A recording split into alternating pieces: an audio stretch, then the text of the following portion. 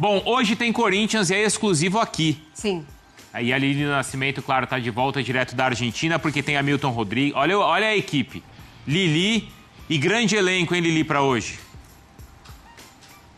Fala, Bruno, beijo pra você, aos amigos do estúdio, ao fã de esportes. Estou aqui, né, no palco da partida. Hoje, às 9 horas da noite, a bola vai rolar para Platense e Corinthians, no estádio Ciudad de Vicente Lopes. Pois é, a gente tem que lembrar que a Platense foi campeã do Apertura ano passado. E aí, até então, não poderia receber os Jogos da Libertadores aqui. Atendeu todas as normas da Conmebol, fez uma reforma e tá tudo pronto para receber essa grande estreia, né? Estreia também do técnico Fernando Diniz, a primeira partida dele aqui comandando o timão. A gente sabe que o desfalque certo é do Memphis Depay, que vem passando aí por um processo de recuperação. Ele tem que seguir alguns protocolos, então uma recuperação que requer muito cuidado. Ele está fazendo no clube, muito cuidado para não voltar para estaca zero, né? Então, para que ele retorne aí na data prevista, o Corinthians não deu uma data, mas aí é uma lesão aí que leva de 25 a 28 dias para se recuperar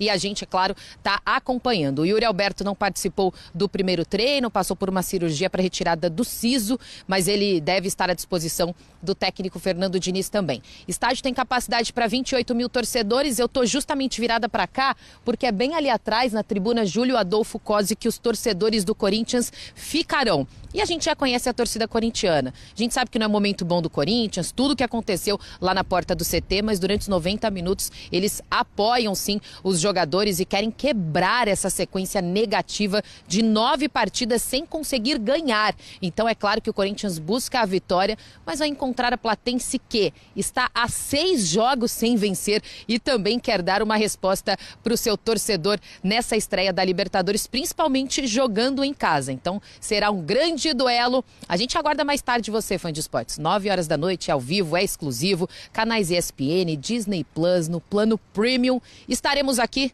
todo o timaço da ESPN. Volto com você, Bruno. Boa, Lili. Obrigado, viu? É isso, é exclusivo. E mesmo que não fosse, não teria equipe melhor. Não, é a melhor. Na verdade, Rogério Vogan, Paulo Calçade, a Lili Nascimento, também o Fábio Santos. Isso. E todo o nosso time ainda no pós-jogo também com linha de passe e muito mais para a estreia do Fernando Diniz. Vamos ver as últimas estreias, então. Pelo Vasco, ele perdeu para o Lanús. Contra o Libertad, ele empatou. Seleção brasileira, olha, foi 5-1, hein? E pelo Fluminense ele venceu, então, por 2-1 contra o Júnior Barranquilla. Bom, hoje ele vai ter o Platense pela frente, né? Que, claro, se classifica ali com méritos. Chega, como a Lili contava, a Libertadores. Mas é um time, historicamente, aí bem mais modesto que o Corinthians, né, Maria? É uma estreia... A gente pode falar de uma estreia ideal ou não dá para pensar nisso em Libertadores e para estrear um técnico? A gente pode falar que poderia ser pior. É, podia ser um Palmeiras e Corinthians. Exatamente. Que vai ser, né? Depois de um segundo jogo.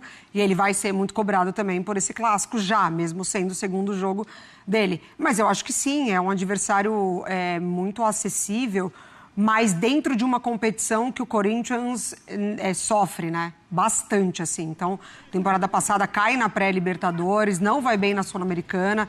É uma competição que talvez o Diniz carregue, de fato, essa mochilinha de temporadas passadas o Corinthians não conseguir desempenhar. Então, é claro, você já perder nessa estreia, você já perder no seu primeiro jogo, não é nada interessante mesmo entrando na conta de que, é a estreia dele, né? As coisas podem não acontecer de fato. Vai muito da mobilização dos jogadores também. Mas ele tem normalmente esse efeito, né? De dar essa energia quase que imediata para o grupo. A gente ouve de vários jogadores, inclusive de seleção brasileira, quando ele chega, dessa curiosidade de jogar com o Diniz. O jogador, quando encaixa, ele tem essa liberdade, ele se sente muito à vontade, mas ele quase nem teve tempo de treinar o que ele imagina como jogo, né? Então, acho que vai muito na conta dos jogadores também. Se as coisas estivessem boas, ele não teria sido chamado. Isso. Não teria existido uma troca no comando ali do Corinthians, Jailson. E lembrando que ele não carrega essa mochila, como a Mari falou. Quer dizer, não é responsabilidade dele, mas a mochila de 9 jogos sem vitória está agora nas costas dele, né? Tá. Ali os jogadores, né? Já teve a cobrança em cima dos jogadores também. A questão do treinador, até acho que por isso, nesse início do trabalho do Diniz, vai ter um pouco mais de até, não paz, calma, tranquilidade, mas um pouco mais do respaldo assim do torcedor, dependendo do que acontecer em campo, principalmente pela cobrança dos jogadores, né? Porque a gente viu, né? As imagens dos jogadores Os torcedores muitas vezes falando, né? Ah, treinador, toda vez é o treinador, a culpa é sempre do treinador, vocês estão lá correndo e tal, né? Não de forma tão educada assim, mas enfim, a gente viu ali a cobrança, então acho que assim, o início, né, depende muito de hoje, né? Porque tem o clássico que para mim, né, obviamente é o jogo mais importante da semana, mas hoje é Libertadores, é fora de casa, mas como você disse, adversário, entre aspas, acessível, né? Porque é um adversário mais fraco do que o Palmeiras. Então, de fato, para a estreia, mesmo sendo fora de casa, é melhor estrear contra a Platense do que estrear contra o Palmeiras. Até porque o Corinthians, além dele precisar do resultado para interromper essa sequência de 9 jogos, ele não pode fazer o que outros times aqui fizeram na Sul-Americana, né? Então, a gente vai falar de Grêmio, a gente vai falar de Vasco, a gente vai falar de Santos, enfim, o Vasco que o Renato nem viajou. Você entender que o adversário é tão acessível a ponto de você mudar a equipe, descansar jogadores, colocar praticamente time reserva, o Corinthians não pode fazer isso. Ô Mari, nessa semana o Jailson acabou de falar aqui que ele acha que o jogo contra o Palmeiras é mais importante. Mas hoje tem esse peso de ser a estreia e ser um jogo de Libertadores. Qual é mais importante para o Diniz?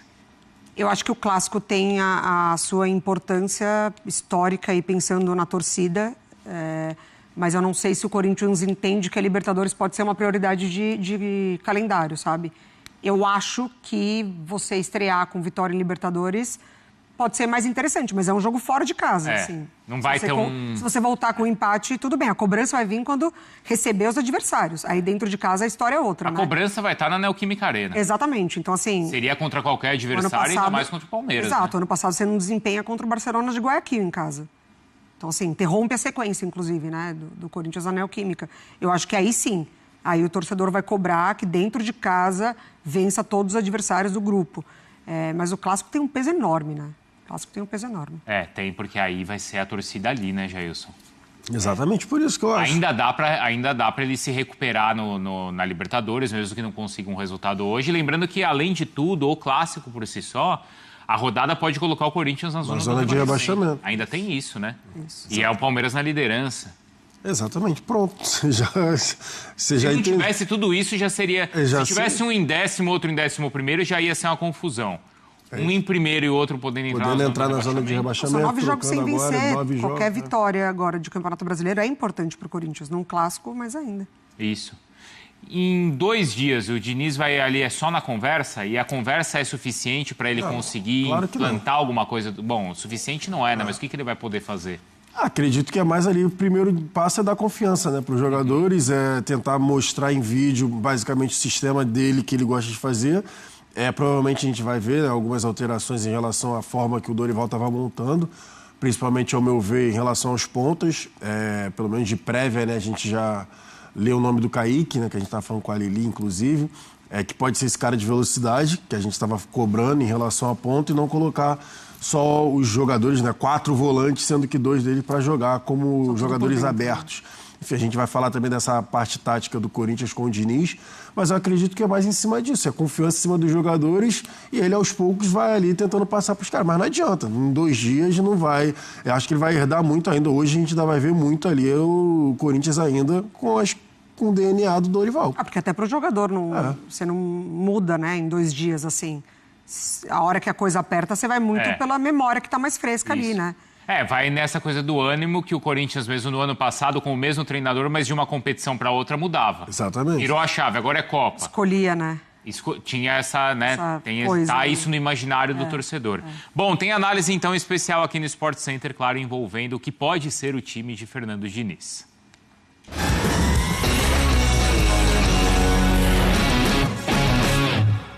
Bom, a nossa tela mostra 2 peças que podem ser importantes, tá? E em momentos diferentes. O André e o Carrilho pelo Corinthians nessa temporada. O André tem 18 jogos, o Carrilho só 3.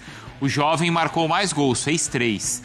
Médias por jogo, então o André, finaliza muito mais, hein? Também melhor. Chances criadas, aí, bom, é quase que um empate técnico e em duelos vencidos o André é melhor.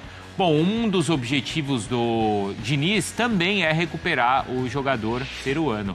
Então a gente coloca na tela agora com o Jailson e com a Mari Pereira aquele que pode ser o time do Fernando Diniz. A Lili passou pra gente o que seria então uma prévia, não é isso, Mari?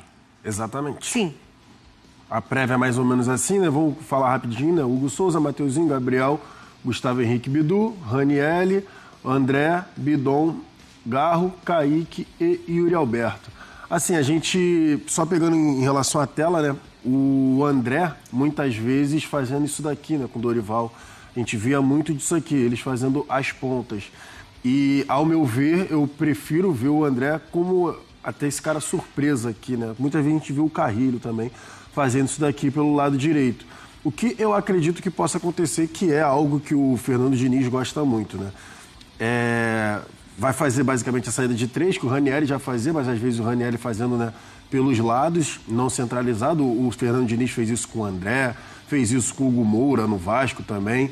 Ele faz a saída de 3 para liberar os 2 laterais. E aí os 2 laterais do Corinthians já tinham essa característica um pouco mais ofensiva, né? A responsabilidade deles chegar nas alas. E aqui, que para mim, que pode potencializar 2 jovens jogadores do Corinthians, o André e o Bidon, com essa responsabilidade de fazer essa saída de bola, né? Da bola chegar com um pouco mais de qualidade no Garro e no Yuri Alberto, porque, ao meu ver, o Kaique, que geralmente joga como ponta esquerda, pode ser esse cara aqui de cortar para dentro e fazer o bate, inclusive ele fez gol assim na final da Copinha, ou aproveitar a ultrapassagem do Bidu para servir aqui o lateral esquerdo. Coisa que pode acontecer por aqui também. Em determinado momento o Bidon baixa para fazer essa saída de bola com um pouco mais de qualidade, junto com o André chegando aqui de trás, como eu já falei, mas por ser canhoto, o Bidon pode fazer esse trabalho por dentro e o Mateuzinho ter a ala pelo lado direito. E aí, tentando fazer, né, com que a bola chegue com um pouco mais de qualidade no Yuri ou no Pedro Raul, que seja,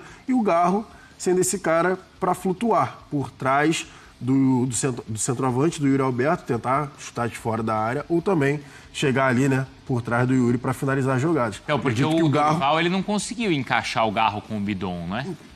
Então, vai você, Mari. Responde. O Diniz falou ontem, né? Responde o Diniz falou ontem na entrevista. Ele é questionado se Garro e Bidon podem jogar juntos. Ele fala que pode, que pode acontecer isso, mas que não necessariamente vai acontecer. Tá. E a gente lembra que o Bidon cresce muito na temporada passada quando o Garro se machuca. Sim, então ele entra no lugar do Garro e aí ele com essa liberdade toda. E isso é característica do trabalho do Diniz, né? Como ele dá liberdade para os jogadores também atuarem em outros setores do campo, porque tudo se resume a onde está a bola. Ele gosta de aproximar todo mundo onde está a bola. Então, quando o Jailson cita aqui a figura do Bidu e esses 2 laterais têm uma importância absurda, não só com o Diniz, mas nesse time do Corinthians, porque o Corinthians ataca muito pelos lados, no Fluminense a gente via o quê? O Marcelo trabalhando por dentro. Marcelo trabalhando muito por dentro, né? O lateral esquerdo que, por muitas vezes, estava por aqui. Bidu ele tem jogou o Marcelo até na ponta direita. Exatamente, ele inverte muito, né? Então, se você tinha a figura do Keno chegando muito linha de fundo, enfim. Keno e Arias fazendo isso. Keno e Arias fazendo isso, exatamente, invertendo demais. Os dois juntos, muitas vezes. Eu não sei se no Corinthians ele vai conseguir potencializar, por exemplo, o Bidu para ser esse jogador trabalhando bastante por dentro. Mas é só para a gente também não estranhar no momento em que os jogadores começarem a trocar de posição, porque isso vai acontecer inevitavelmente. Agora, um Corinthians com todo mundo saudável, como seria? Então, porque eu queria saber o seguinte, primeiro, onde o Memphis vai entrar. Exatamente. E se ele conseguir recuperar o Carrilho. Então, Só para pontuar, ontem ele fala que o Ranieri pode ser zagueiro, tá? Também. Então, eu acho que ele já começa a perder espaço aí. Eu acho que o Ranieri, ele já perde espaço, porque aí você tem 3 jogadores aqui com muita qualidade. Ou ele tira um dos zagueiros e põe o Ranieri de zagueiro. Essa função. Ou ele tira... O Gabriel, por exemplo. Você tira o Gabriel? Porque o Gustavo Henrique é muito importante Mas já de cara? Não, tô falando assim, se ele fala em relação a zagueiro, acho que pode acontecer. Do Ranieri baixar para fazer a zaga e o Gustavo Henrique, como é muito importante no jogo aéreo, ele fica, né? Além de ser também um dos capitães da equipe. O que pode acontecer também é isso daqui, né? O Carrilho é um cara que chega muito bem pelo lado direito, o Bidon sendo esse cara aqui mais organizador. Aí, com todo mundo saudável, tira aqui o Kaique, né? Só que, tá? Eu acho, tenho pra mim, que esses 2 caras vão brigar por uma... Pode acontecer desses 2 caras brigarem pela mesma função. Tá. O Garro e o Memphis. Por quê? A gente já viu isso daqui acontecendo do Memphis, do Yuri, do Garro. O ano passado foi esse quarteto, né? Só que o que me pega é que geralmente o Diniz gosta de um ala, um ponta mais driblador, um cara mais incisivo. Até o Dorival pedia muito um ponta para ter um pouco mais de drible e jogada aberta. O Memphis não é esse cara, o Yuri não é esse cara, o Garro não é esse cara e o Carrillo também não é esse cara. Então, no final das contas, pode acabar revivendo muito dos momentos que aconteceram com o Dorival Júnior. Pouca jogada pela ala, dependendo muito exclusivamente dos dois laterais.